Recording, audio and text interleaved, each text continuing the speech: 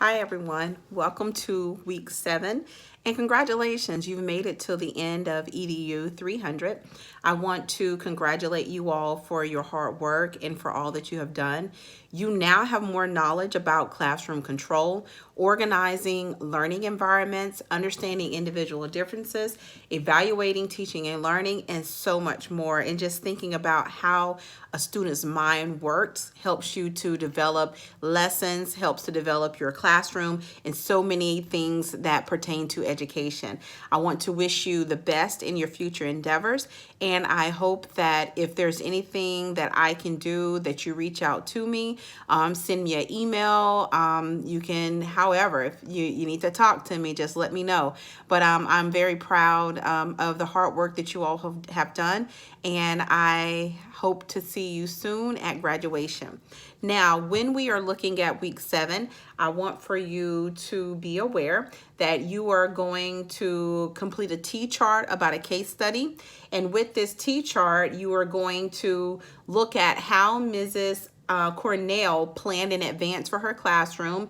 In what ways was she not planned? So of course you have that T-chart. It's just, you know, a chart that's just like this, and there's a template on there. On one side, you're going to talk about how she had her classroom planned, and on the opposite side, you will look at how it is not planned. And then you are going to, second, you will create a flyer. And you can do this flyer in Microsoft Publisher. You can do it in Microsoft Word.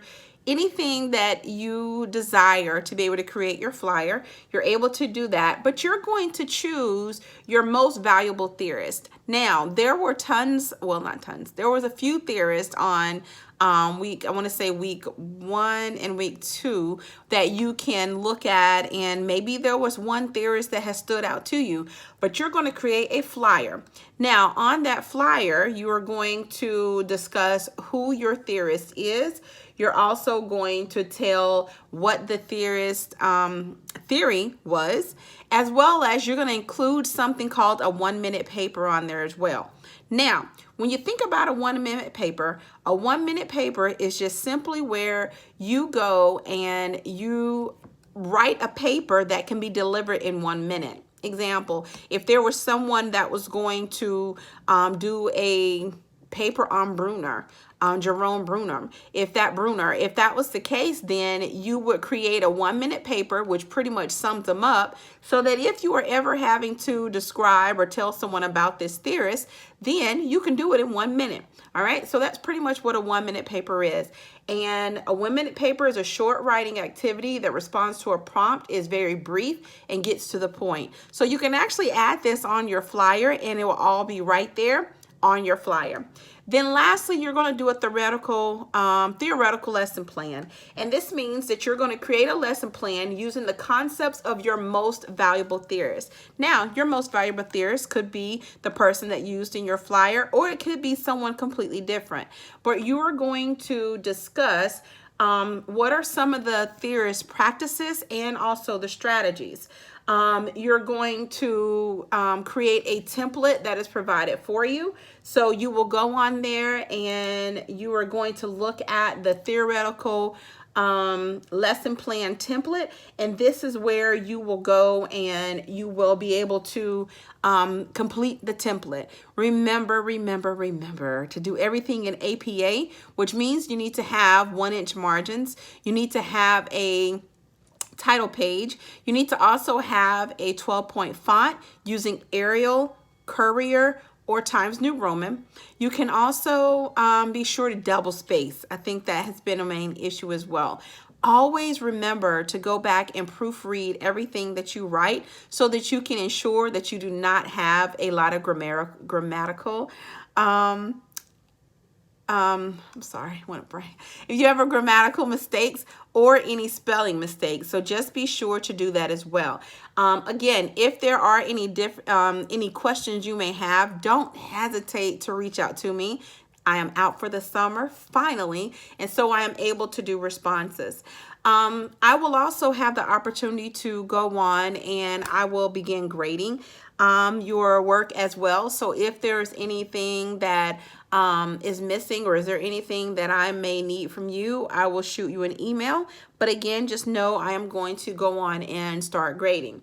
Now, for this week, you are going to look at how an educational environment can affect the child. And we've talked about this, especially with last week and probably the week before. We've talked about how the environment can influence the cognitive development of a child. You're going to look at this week at instructional goals, and you're going to look at how that environment can be caring, respectful, and it can also be focused. It is also important as teachers to collaborate with one another. You can collaborate within your building. You can also collaborate outside of your building with other agencies. And also, what's one of the key importance is to involve parents. Parents are so important when it comes to the education of our students, of students, and so you need to be sure to always include parents as well. When students behave in ways that affect their learning, then teachers must intervene and take action. And in order to minimize aggression and violence in school, teachers must create a respectful, supportive, responsible school environment that is conducive to learning. And if there are any issues, then they need to be prepared to intervene if necessary. So there are a lot of learning objectives in week 7. So be sure to read over those carefully. Be sure to take your time on getting your work complete.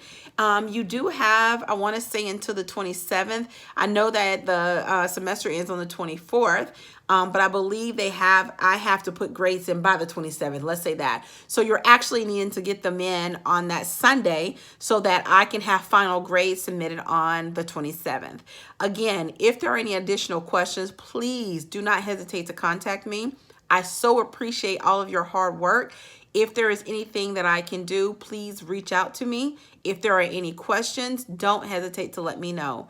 It has been a pleasure facilitating you all, and I hope to see you later on throughout this journey. I wish you all the very best, and I know that you will do exceptional things in your future endeavors. Have a great year.